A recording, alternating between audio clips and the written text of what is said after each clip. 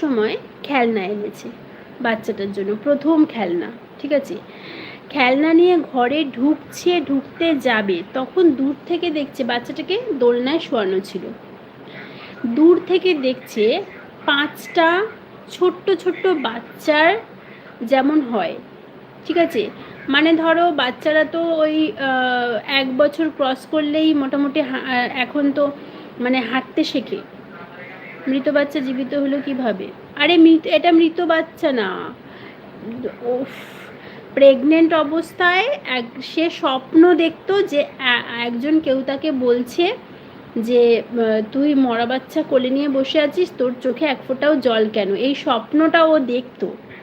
দেখতে দেখতে সময় কেটে গেল, 9 মাস পরে বাচ্চাটা হলো।